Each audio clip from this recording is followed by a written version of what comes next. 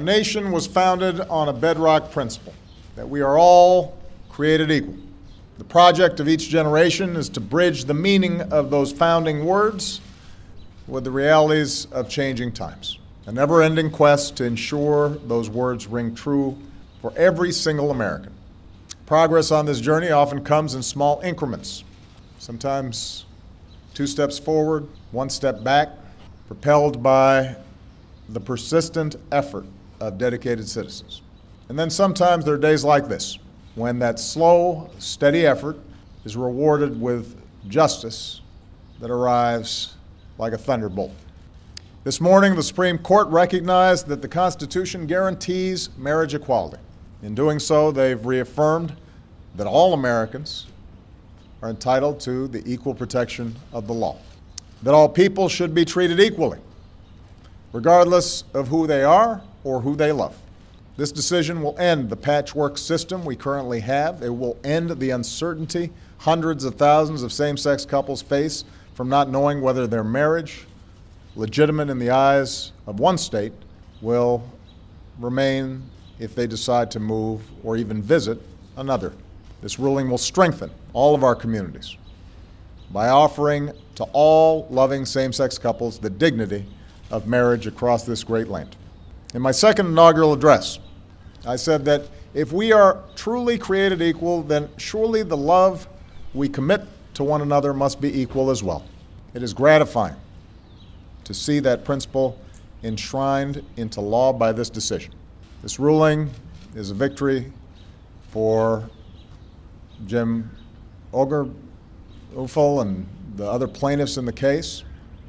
It's a victory for gay and lesbian couples who have fought so long for their basic civil rights. It's a victory for their children, whose families will now be recognized as equal to any other. It's a victory for the allies and friends and supporters who spent years, even decades, working and praying for change to come. And this ruling is a victory for America. This decision affirms what millions of Americans already believe in their hearts. When all Americans are treated as equal, we are all more free. My administration has been guided by that idea. It's why we stopped defending the so-called Defense of Marriage Act, and why we were pleased when the court finally struck down a central provision of that discriminatory law. It's why we ended Don't Ask, Don't Tell. From extending full marital benefits to federal employees and their spouses, to expanding hospital visitation rights for LGBT patients and their loved ones, we've made real progress in advancing equality for LGBT Americans in ways that were unimaginable not too long ago. I know change for many of our LGBT brothers and sisters must have seemed so slow for so long. But compared to so many other issues, America's shift has been so quick. I know that Americans of goodwill continue to hold a wide range of views on this issue. Opposition in some cases has been based on sincere and deeply held beliefs. All of us who welcome today's news should be mindful of that fact, recognize different viewpoints, revere our deep commitment to religious freedom. But today should also give us hope that on the many issues with which we grapple, often painfully, real change is possible. Shifts in hearts and minds is possible. And those who have come so far on their journey to equality have a responsibility to reach back and help others join them. Because for all our differences, we are one people, stronger together than we could ever be alone. That's always been our story.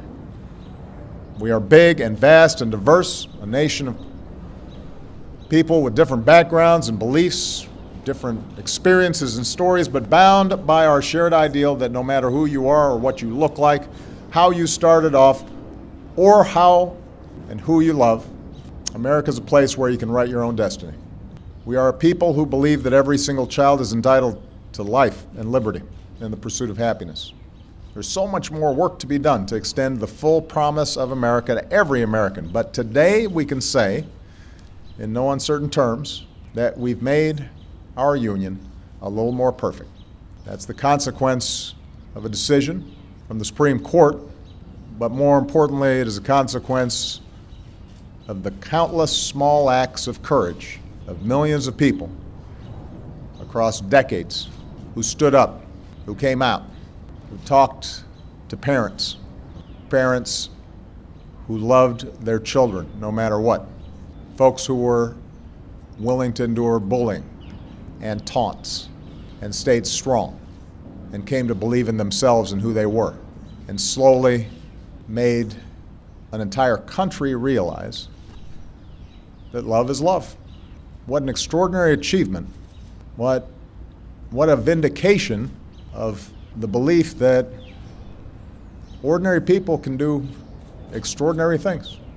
What a reminder of what Bobby Kennedy once said about how small actions can be like pebbles being thrown into a still lake, and ripples of hope cascade outwards and change the world. Those countless, often anonymous heroes, they deserve our thanks. They should be very proud. America should be very proud.